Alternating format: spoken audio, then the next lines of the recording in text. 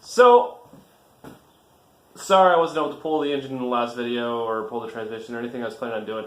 The motor mounts pretty much took my entire day, and then I was extremely tired because my work schedule was fucked. So I just got off a 12-hour shift, so I'm going to do some work.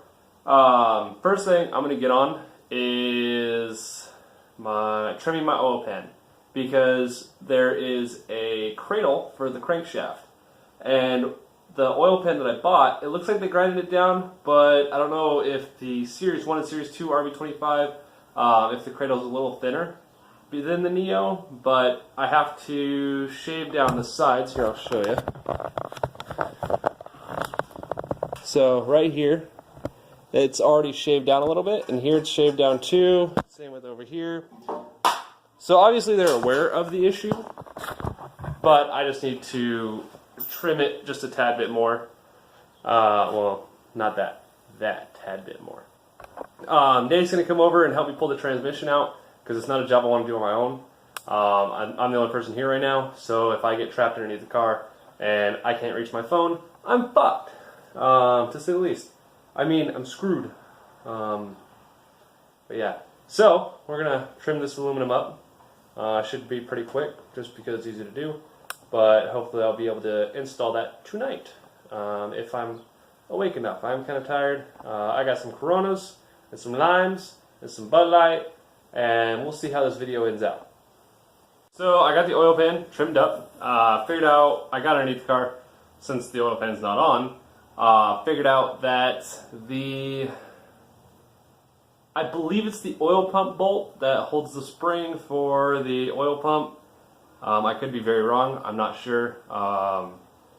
But there's a bolt underneath, up front of the engine, that has, it's a really wide bolt.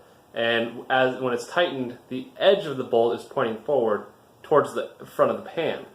And I think it's hitting on that and causing clearance issues in the back, on the cradle.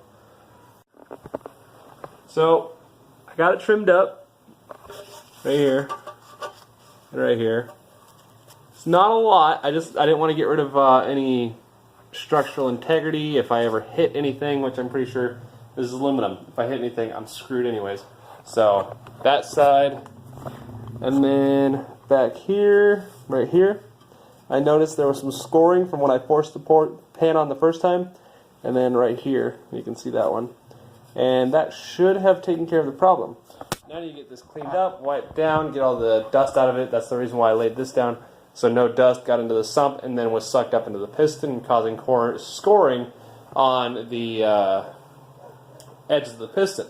Granted, that would just give me a reason to bore it out a little bit, maybe have a 2.6 liter, but whatever. Not too worried about that. Don't really want to do that ever, if I don't have to. So that's that.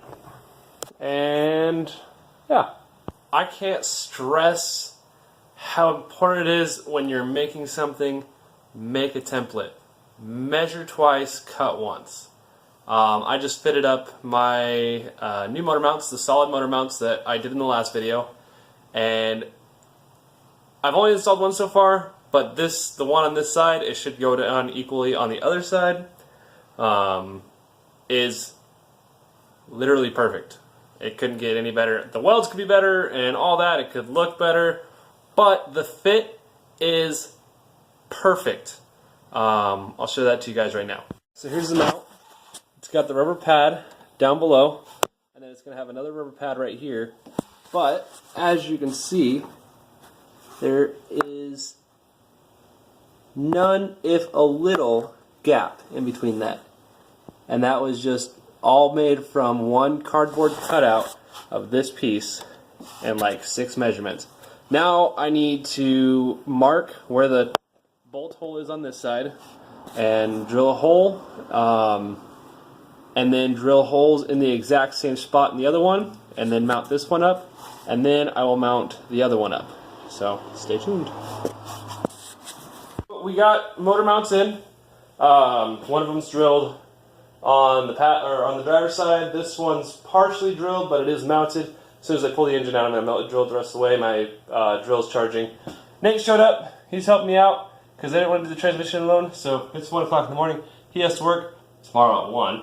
I got 12 hours till I work, and then I work for 12 hours, and then not much for sleep for the rest of the week until next weekend. Yeah, that's fun. Right. Hey, at least 4th of July's coming up. Yeah. I work the day before and the day after. You're kind of screwed. But we're getting ready to pull the transmission right now. I just pulled the bolts out of the top, and the engine should stay suspended, and all that good shit. And hopefully the transmission comes out. I'm not going to measure the drive shaft right now, because tomorrow I'm taking the flywheel to get resurfaced, and then mounting the clutch, and then doing all this, remounting it all tomorrow. And then that's when I'll measure my drive shaft and do all that shit. So that's kind of off the book. I know there's something else that I'm forgetting to do, but fucking send it.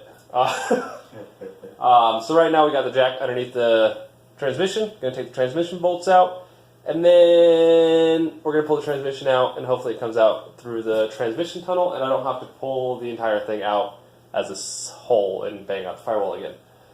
So wish us luck. Ready, set, go. Where are you at, Nate? We did it! It's out. Hold on, wait. We need a, don't look at me like that. Look at him. Look at him. Look at him. Look at him. Look at him. Look. So, the transmission's out. The engine's out. The transmission came out the bottom like it should have. And I didn't jack my car up big enough because I underestimated the size of the transmission on the RB. It's a big bitch. It's a big old bitch. So, yeah. Time to maybe change the rear main seal. I'm pretty sure I showed you guys it, but just for shit, stop fucking my shit, man. I ain't fucking your mom. So, that is my rear main seal. That's RTV, and that's my rear main seal inside of there. I'm a little curious if this even holds oil, and I don't want to have to pull it out again. So, as I knock you guys on everything, I'm considering, it's my car, my engine. Nate doesn't have to pay for this shit. No, I already had to pay for my own shit. Yep. And I'm still. But, yeah, that's probably going to be done, because it needs to be done. But you know, every once in a while, you just have to... Don't be a bitch.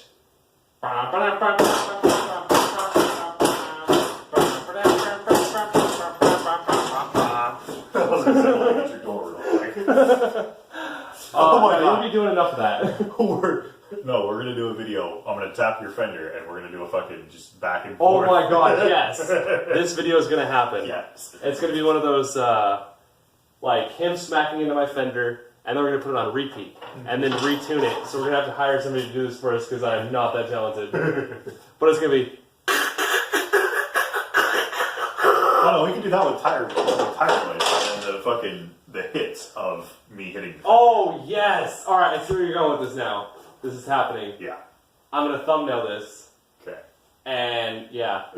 So engine's out, ready to install parts. With the new new engine mounts. The new engine mounts make it very handy because now I can set the engine on top and then bolt it down. So rather than before I had to feed the engine onto studs, but now I just set it on the mount, reposition it, throw a nut in one side, reposition the other side, throw a nut in that side, and it's good. And I am now clearing the steering shaft, so that's all taken care of. Oh God, blur. Blur. Zerg. Your phone needs glasses.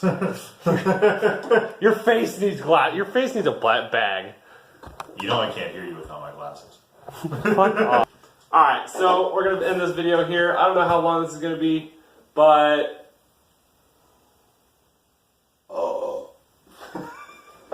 Stay sideways, guys.